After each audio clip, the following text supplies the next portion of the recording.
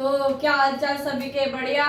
तो आपको तो पता ही था कि हम चैप्टर कर रहे हैं अपना work energy and simple machine. Part 1 में आपने देख लिया था, हमने वर्क एनर्जी थ्योरम तक पढ़ा था, हमें तक पढ़ा था। आज हम सिंपल मशीन अपना लास्ट टॉपिक वो खत्म कर देंगे, उसके बाद ये चैप्टर खत्म है। माना कि थोड़ा बड़ा चैप्टर था, आपको समझने में थोड़ी दिक्कत आई होगी, पर इसकी और रिवीजन वीडियो आ जाएंगी जिससे आपका पूरा जो डाउट है वो सब क्लियर हो जाएंगे। तो बिना किसी देरी के चलो बढ़ते हैं आगे। चलो पहले लिख लेते हैं सिंपल मशीन। आज हम सिंपल मशीन पढ़ने वाले हैं। तो आगे बढ़ने से पहले मैं आपको बता दूं कि सिंपल मशीन होता क्या है। सिंपल मशीन वो कि जो हम डेली यूज में अपने अपनाते हैं, जो काम करते हैं हम डेली यूज में, उसे हम सिंपल मशीन कहते हैं। तो अब इसके आगे का पढ़ते हैं। इसमें भी छह टाइप के हैं। जो बुक में आपकी वो जो नई बुक आई है आपकी, उसमें 6 टाइप के ये सिंपल मशीन, ये जो टूल्स है यही है। अब चलो इनके बारे में बात करते हैं। जैसे कि मैंने आपको बताया सिंपल मशीन होता क्या है, उस भाषा में अब हम साइंस की भाषा में समझ लेते हैं कि होता क्या है। Our basic simple machine are basic mechanical device that make work easier by changing the direction or magnitude of a force typically using leverage।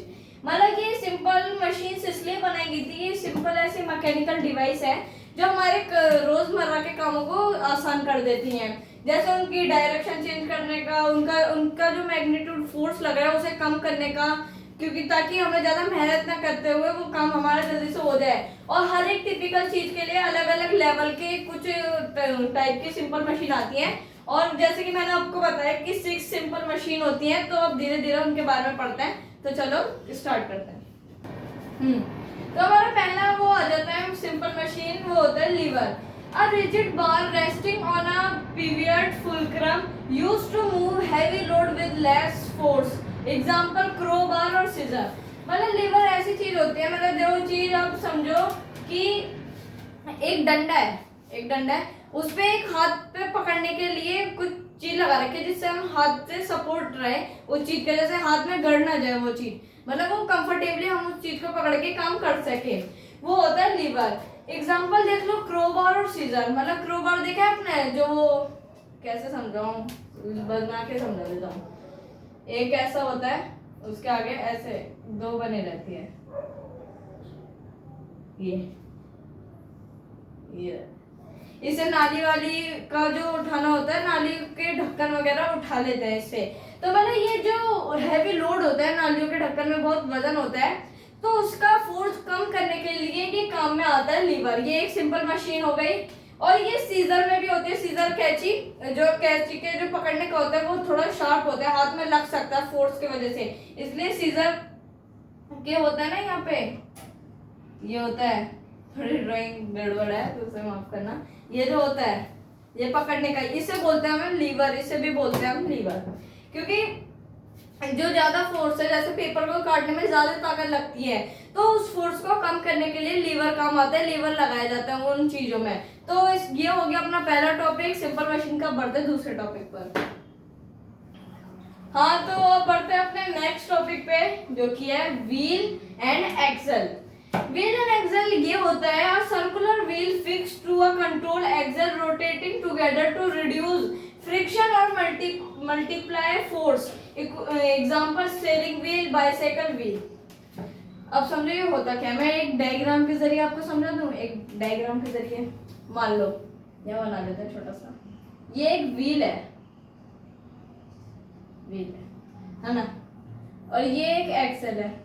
Wheel ये और एक्सेल मैं बता देता हूँ, ये होता है जिसपे रस्सी बंधी होती है, नीचे जा रही है। एक तरह से समझ लो कुएं का, समझ लो कुएं में पानी डालते ना, वो निकालते हैं, वो समझ लो।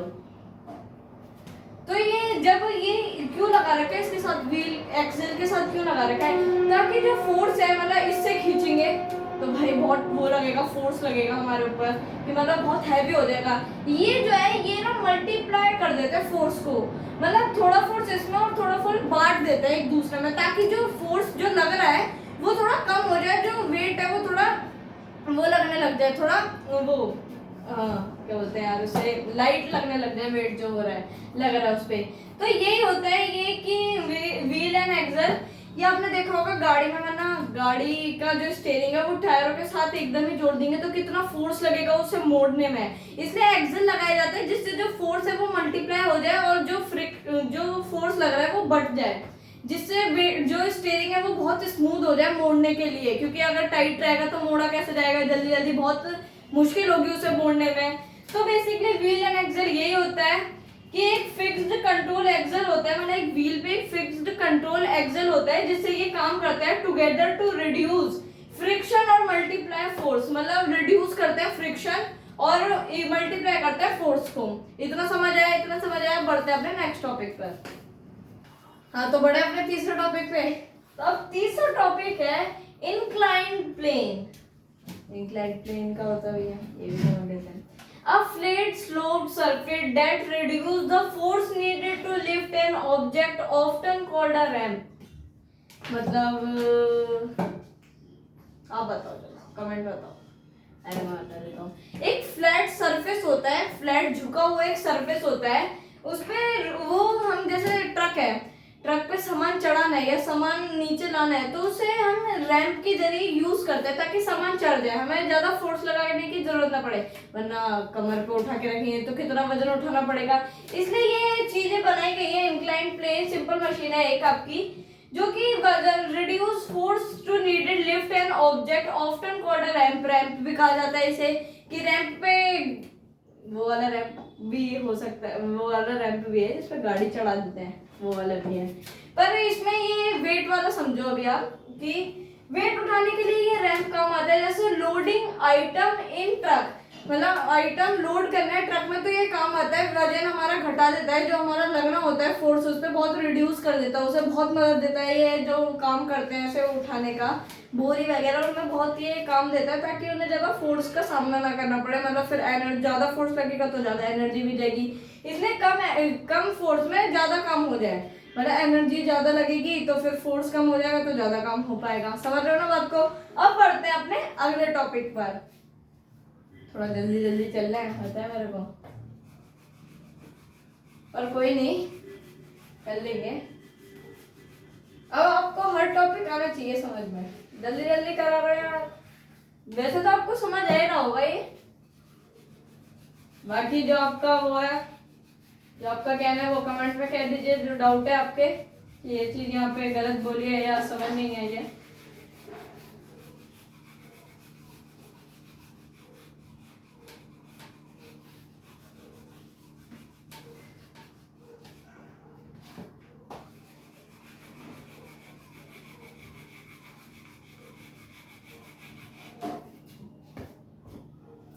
करते हैं जैसे नहीं हो रहा।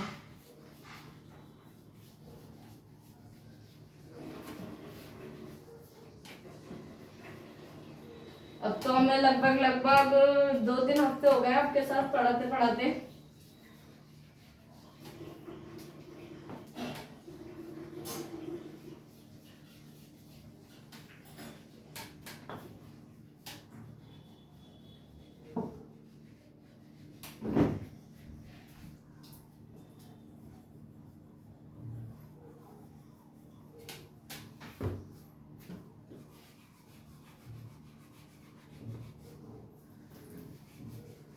तो अब आ चुके हैं अपने नेक्स्ट टॉपिक पे, वेज। वेज क्या होता है? It triangle tool used to push object apart, cut और hold them in place. Example axe, knife, door, stop. तो ये जो वेज होता है ये आपने देखा होगा कि लकड़ी काटने के लिए एक वो आता है ट्रायंगल सा, मैं बता देता हूँ। ये ऐसे लकड़ी है, ऐसे बना देता है यार, ये है लकड़ी, तो ये ऐसा होता है, ऐसा आगे से बहुत शार्प होता है, तो इसे लकड़ी पे ऐसे लगा के और इस पे हैमर मारते हैं इस पे, ताकि लकड़ी को फोड़ के पूरा कट कर दे, पूरा बीच में से अलग कर दे कि 2 हिस्सों में बढ़ जाए। ये इसे भी वेज बोला जाता है। और एक्स तो आपने देखी होगी, वो नहीं, एक्स कुल्हाड़ी की बात हो रही है यहाँ। कुल्हाड़ी भी इस वेज में ही गिरी जाती है। और नाइफ भी ट्रायंगल शेप का होता है, नोक वाला, उसे मारते हैं तो वो भी फट जाता है, मतलब कोई चीज कट हो जाती है बिल्कुल अच्छे से। तो यही होता है वेज, आपको समझ आ गया होगा। बात करते हैं पुली की। A wheel with a Grove for a object by changing force. अब ये पुली क्या होता है भैया? पुली आपने देखा है कि कुआं होता है, कुआं होता है भैया, वो उसके ऊपर ये लगा रहता है, ये गोल गोल सा, जिससे पहले के जमाने में दादी दादा मतलब जो होते थे वो इसी से पानी निकालते थे, कुएं के अंदर से पानी निकालते थे ऐसे। इसका एक डायग्राम है, वो भी अभी से रब करूंगा तो वो बनवाऊंगा। तो यहाँ से मतलब एक समझो ये खड़ा है अपना मिंकू भैया, मिंकू भैया खड़े हैं, ये खींच रहे हैं इसे, पानी को खींच रहे हैं, पानी को नीचे से। तो ये जो चीज है, ये जो चीज है, this is pulley, this is pulley.